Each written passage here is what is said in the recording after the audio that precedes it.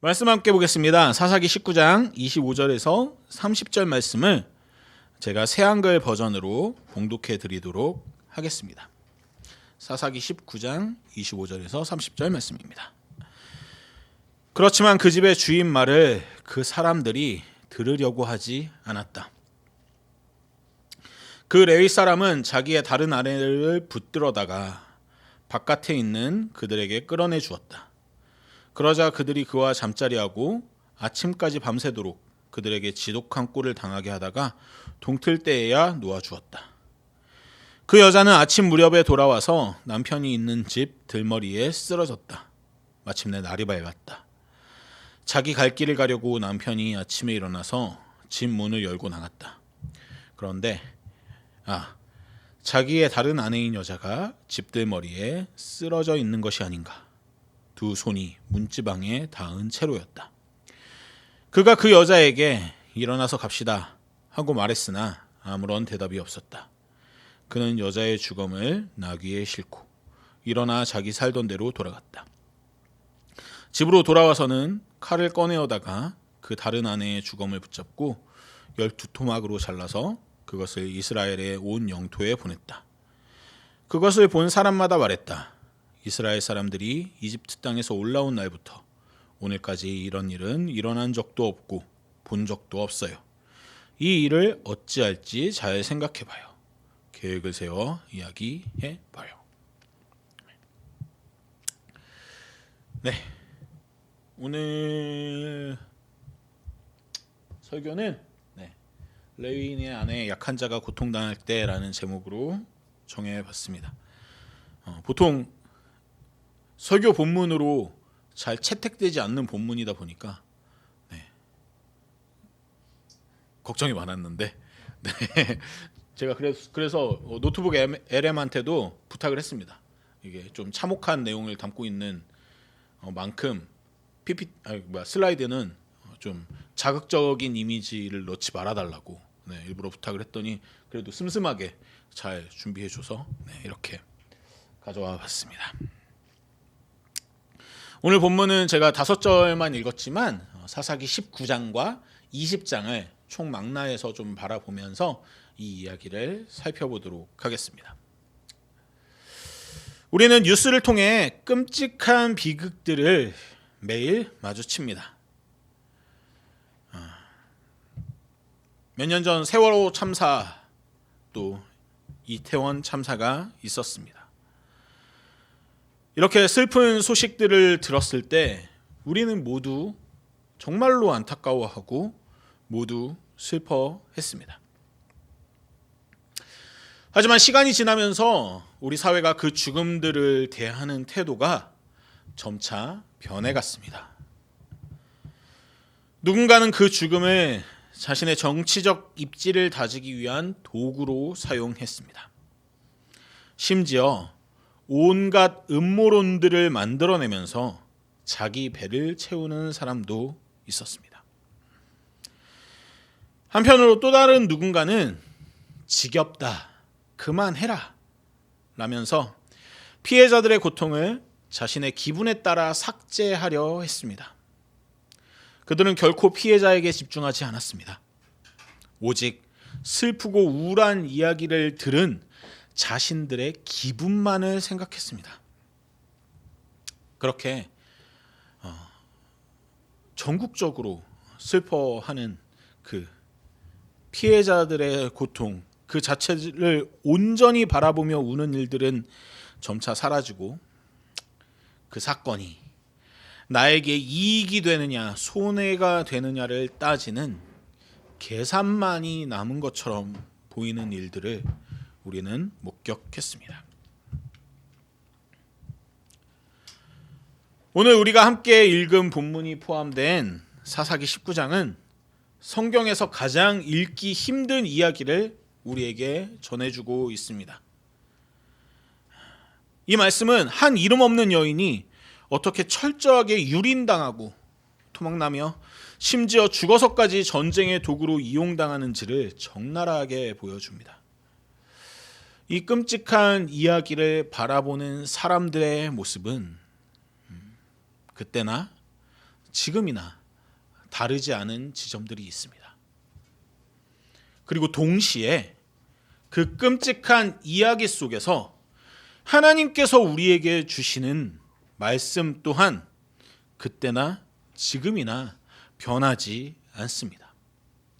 그래서 저는 오늘 조금 힘든 이야기이긴 하지만 이 끔찍한 이야기를 바라보면서 하나님께서 우리에게 정말로 원하시는 것이 무엇인지를 함께 살펴보는 시간 가져보도록 하겠습니다.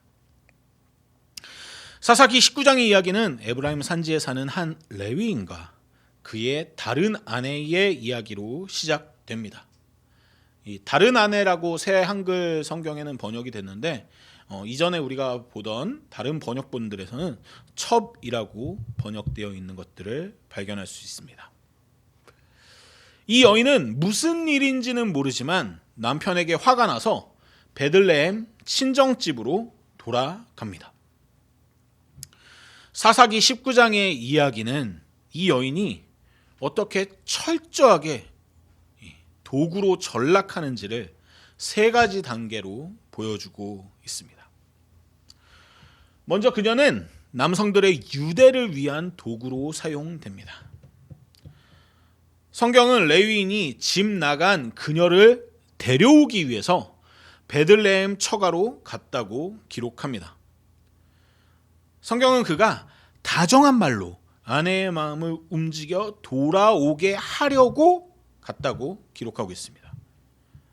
하지만 막상 그가 장인의 집에 도착했을 때 그곳에 그녀를 위한 자리는 없었습니다. 레위인과 그의 장인은 닷새 동안 먹고 마시며 즐깁니다. 그 긴 시간 동안 남편은 아내에게 말을 걸거나 마음을 돌리려 노력하는 대신에 장인과 함께 남성들만의 연대를 즐기는데 시간을 씁니다. 여인은 그저 두 남자를 만나게 해준 핑계이자 배경일 뿐 그 식탁의 주체로 초대받지 못했습니다. 그녀는 철저히 소외되었습니다. 결국 이렇게 소외된 여인은 자신의 의지와는 상관없이 다시 자신의 남편과 함께 집으로 돌아가는 여정을 떠나게 됩니다. 두 번째로 그녀는 남성들의 안전을 위한 일회용 방패로 소모됩니다. 오늘 읽은 내용처럼 끔찍한 사건이 벌어집니다. 그들이 돌아오는 길에 베냐민 지파의 땅 기브아에서 하룻밤을 묵을 때 일어납니다. 낯선 노인의 집에서 이 두 부부가 머물고 있을 때 밤에 불량배들이 들이닥칩니다. 그리고 내 집에 들어온 남자를 끌어내라. 우리가 그와 관계하겠다라고 협박합니다. 이때 집주인 노인은 자신의 손님인 레위인을 보호하기 위해서 충격적인 제안을 합니다. 24절에서 여기 결혼하지 않은 내 딸아이와 저 사람의 다른 아내가 있어요. 끌어다 내줄 테니 그들을 욕보이고 그들에게는 하고 싶은 대로 하세요. 이 사람에게만은 이런 어처구니 없는 짓을 하지 마세요. 누가 어처구니 없는 소리를 하고 있는지 모르겠습니다.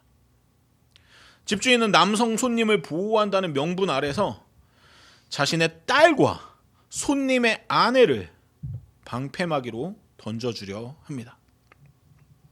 갈등을 해결하기 위해서 약자의 희생을, 아니 이들의 눈에는 약자로조차 보이지 않는 그저 도구의 희생을 당연한 협상 카드로 사용한 것입니다. 더 충격적인 것은 남편인 레위인의 행동입니다. 폭도들이 집주인의 말을 듣지 않고 계속해서 요구하자 그는 자신의 안전을 위해 직접 아내를 붙잡아 문 밖으로 밀어버립니다. 25절 말씀을 제가 읽어드리겠습니다.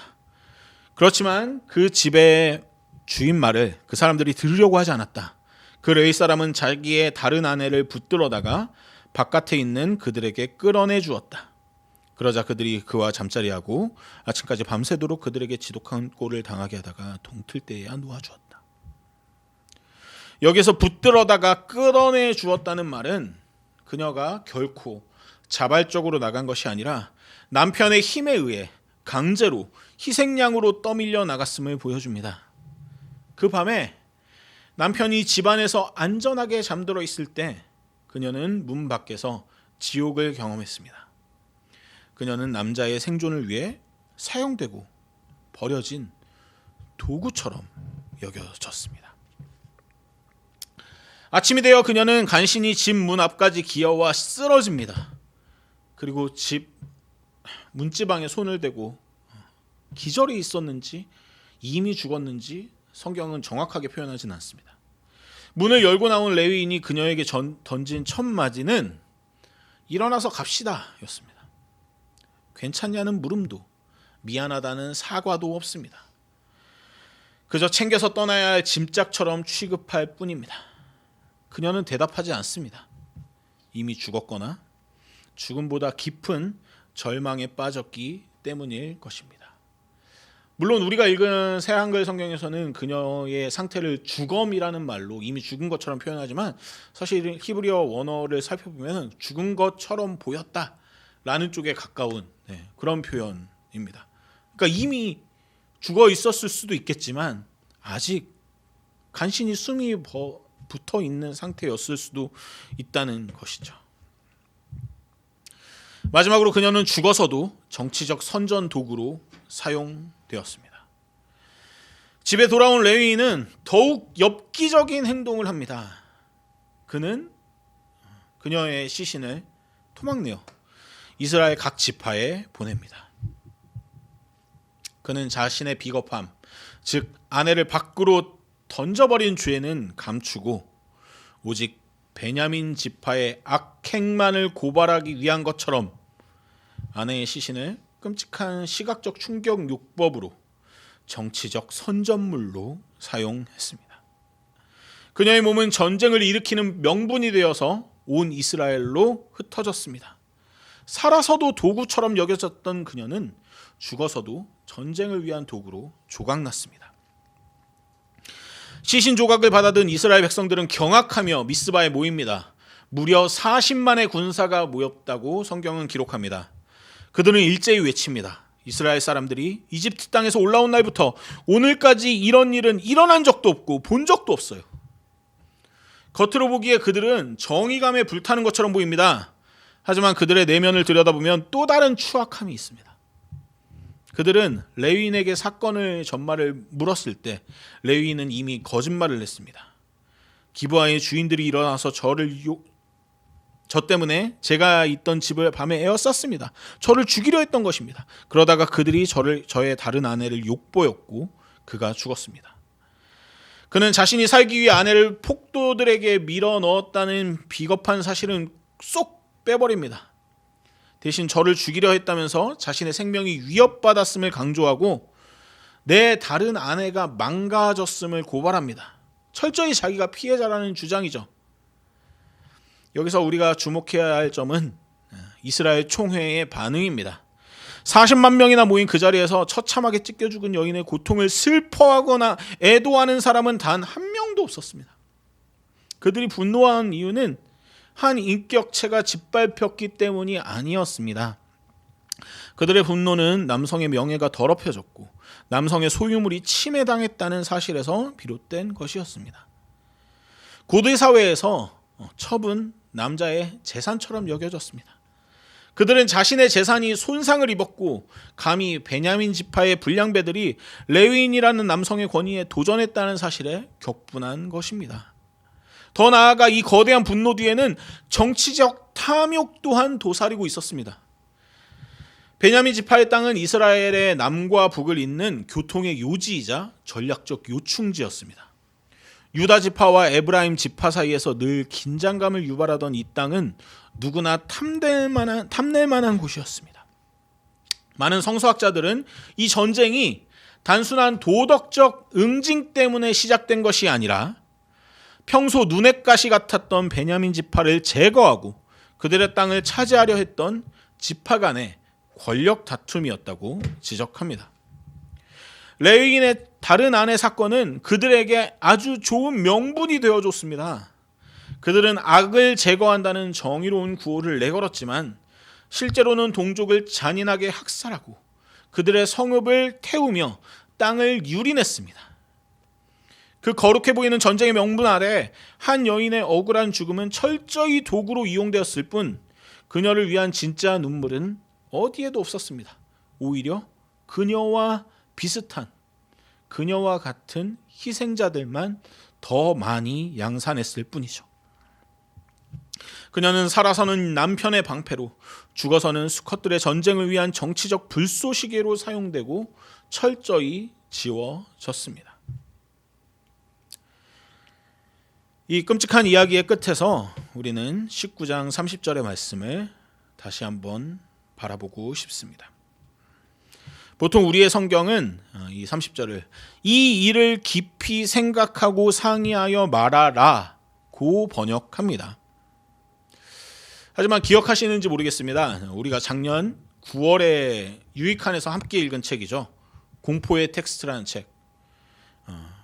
그 책에서도 이 본문을 다루고 있거든요.